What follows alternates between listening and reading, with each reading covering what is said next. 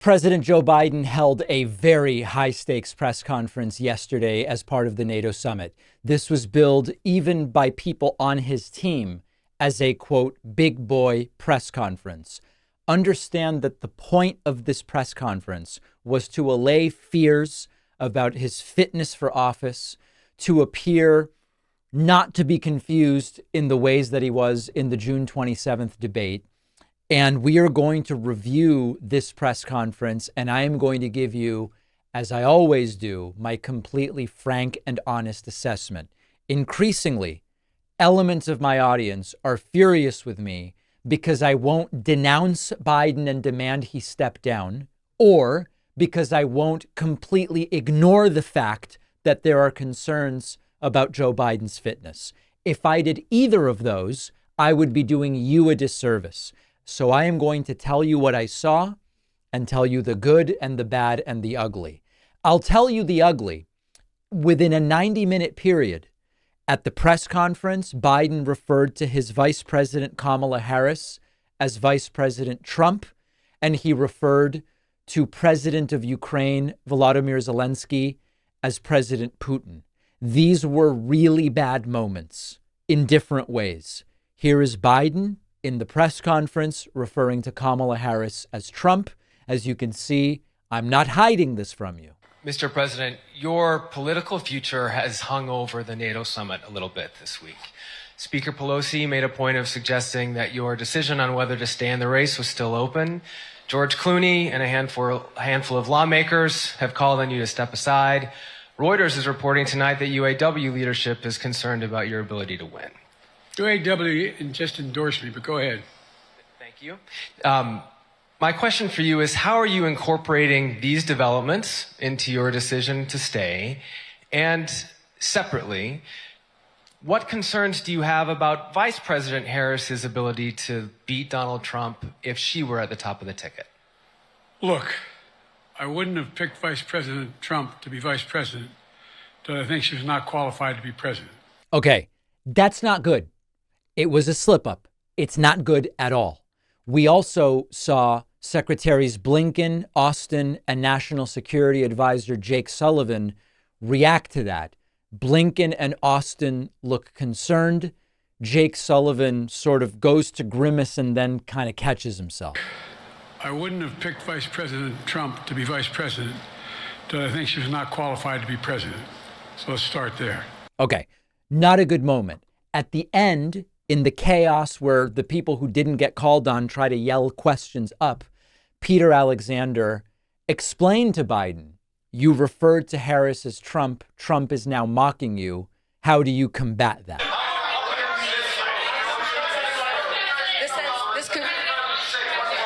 This concludes. Respectfully, earlier you misspoke in your opening answer. You referred to Vice President Harris as Vice President Trump. Right now, Donald Trump is using that to mock your age and your memory. How do you combat that criticism from tonight? Listen to him. All right. So Biden's saying, if you're concerned about my age and fitness, simply listen to Trump. Okay. So that was probably the worst moment.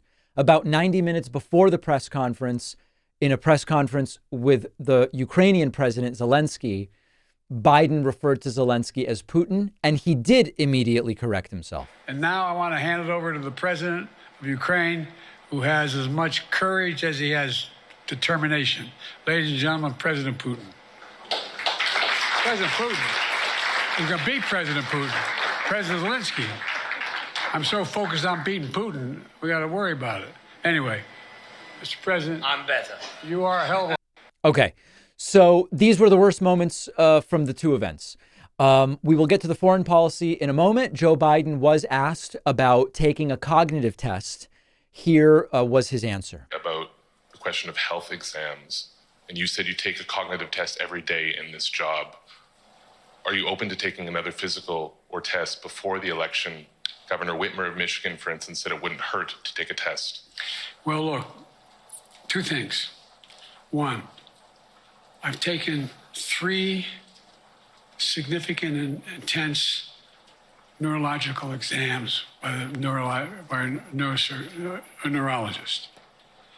In each case as recently as February. and they say I'm in good shape, okay? Although I do have a little problem with my left foot because it's not as sensitive because I broke my foot and didn't wear the boot. But I'm good. I'm tested every single day about my neurological capacity, the decisions I make every day. You talk to my staff, all of you talk to my staff. Sometimes my staff talks a lot. But the fact of the matter is, I don't think you have them telling you that all the major ideas we've undertaken haven't been in part initiated by me. I remember when the staff and I said, I'm going to go to South Korea. We're going to get the chip. What are you doing? I'm going to get Japan and Korea back together again after essentially having hostilities toward one another since the end of World War II. I'm going to move and see that we can expand it. You know, the only thing age does is help you with it, creates a little bit of wisdom if you pay attention. And so the point I'm making is, I think it's important that if the neurologist tells me he thinks I need another exam, and by the way, I've laid every bit of the record out. I hadn't hidden a thing. You ought to ask Trump for his, okay? All right. So if a neurologist says he needs another test, he will take it.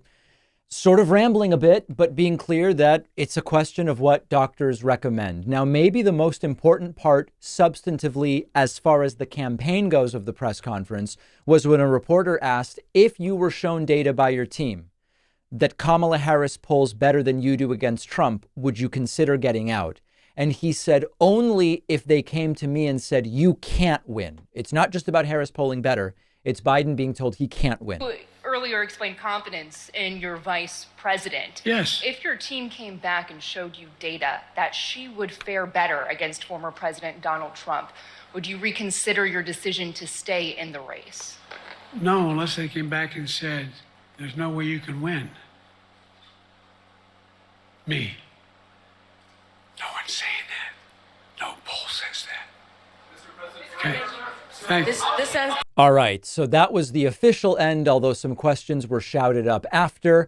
In terms of Biden demonstrating deep knowledge of issues, and particularly the contrast with Trump, I'll give you my full analysis in a moment. If we put aside the confusion and the speech difficulties, when he was asked about the Israeli-Palestinian conflict, it's a great example of how, particularly on foreign policy, but in general, Biden's deep knowledge of the issues trounces Trump, even if Biden doesn't express himself as confidently. Here's an example. Asma Khalid with NPR. I have two questions. Earlier, you spoke about the ceasefire plan between Israel and Hamas. We're now looking at 10 months of war, and I'm curious if there's anything that you feel personally you wish you would have done differently over the course of the war.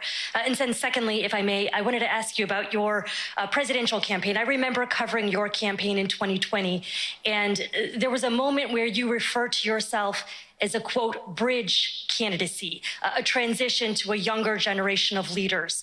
I want to understand what changed.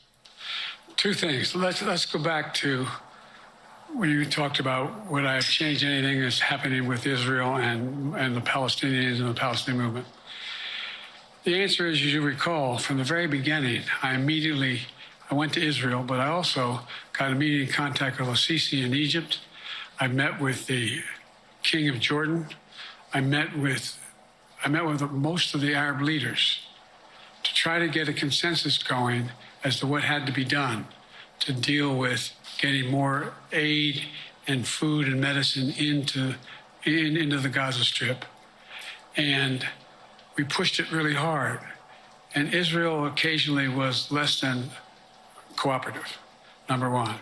The Israeli War Cabinet, I've been dealing with Israel since Golda Meir. Some of the reporters around here come here all the time have heard me say this. The first time I met with Golda Meir, I sat across from her on her desk, and her assistant was Rabin sitting next to me. That's how far back I go. I know Israel well, and I support Israel. But this war cabinet is one of the most conservative war cabinets in the history of Israel. So listen, he went on and remembered the second part of her question and dealt with it in detail. So what's the bottom line here? The bottom line here is Joe Biden answers questions, whereas Trump doesn't. Joe Biden displays deep knowledge of the issues, particularly foreign policy, whereas Trump doesn't. He clearly knows so much and also has so much experience, but he struggles with the speaking. He struggles with the taking it from the brain and putting it into the mouth, and sometimes he gets confused. He rambled at times. None of these are good reasons to stay home or vote for Trump. So, as many of you know, the polling to me is a mixed bag as far as what makes sense. The polling doesn't account for the chaos of taking a candidate at this stage of the game and replacing him. But these are very different candidates insofar as no discussions of Hannibal Lecter, no discussions of shark battery electrocutions, no discussions of retribution and revenge against political opponents. You get the picture. Did Biden do what he needed to do? The whole point of this press conference, did he prove what he needed to prove? If I'm honest, I think the answer is probably not. If voters cared just about knowledge and experience, that press conference would have been a major win. The whole point of it was for Biden not to get confused, and he got confused. The upside is I don't think a whole bunch of people watched that thing. I mean, as far as a press conference goes, sure, there was an audience. Compared to the debate, most Americans are not watching a presidential press conference of this sort. So is it going to be dispositive in any way in determining the path forward? I don't think so. Did Biden perform in the way we would have hoped? I also don't think so. I'd be lying to you if I said the answer was yes. When I say to myself, I'm going to have some choice on November 5th, if that choice is Biden-Trump, Biden demonstrates regularly the knowledge and also has the results from the first term that I'm obviously going to vote for the guy. He clearly is not at his peak. As far as the replacement, I don't know what's going to happen. He seems definitive that he's staying in, and we will see how that plays out in the next several weeks. One of our sponsors is Zippix nicotine toothpicks. Don't you think it's time you stopped putting smoke and vape oils in your lungs? Zippix toothpicks are a convenient way to curb the nicotine cravings. Zippix toothpicks are super discreet. You can use them anytime, anywhere smoking and vaping aren't allowed, including flights, sporting events, in restaurants. They're available in 6 different flavors with options of 2 and 3 milligrams of nicotine. If you're not a nicotine user, Zippix also offers caffeine and B12 infused toothpicks. Zippix has already helped tens of thousands of customers ditch the cigarettes, ditch the vapes. They might be able to help you too. If you're a smoker or a vapor, give Zippix toothpicks a try. Your lungs will thank you. Go to zippixtoothpicks.com today. Save 10% with the code PACMAN10 at checkout. Just remember, you must be 21 or older to order. The link is down below.